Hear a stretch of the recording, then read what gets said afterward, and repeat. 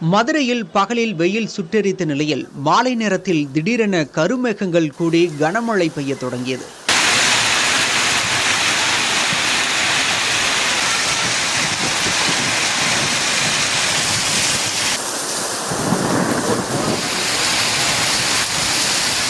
மாவட்ட ஆட்சியர் அலுவலகம், அண்ணா பேருந்து நிலையம், சிம்மக்கல், ஆரப்பாளையம், அவனியாபுரம், அண்ணாநகர், கடச்சனேந்தல், தெற்கு வாசல் என மாநகரின் பல்வேறு பகுதிகளிலும் 1 மணி நேரத்திற்கு மேலாக கனமழை வெளுத்து வாங்கியது. சாலைகளில் அதிக அளவு தண்ணீர் தேங்கியதால் வாகன ஓட்டிகள் கடும் சிரமம் அடைந்தனர்.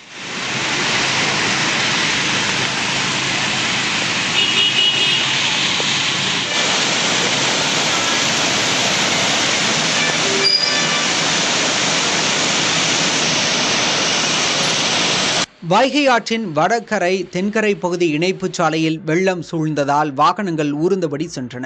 பள்ளி கல்லூரி முடிந்து வீடு திரும்பிய மாணவர்கள் மழையில் நனைந்தபடி சென்றனர்.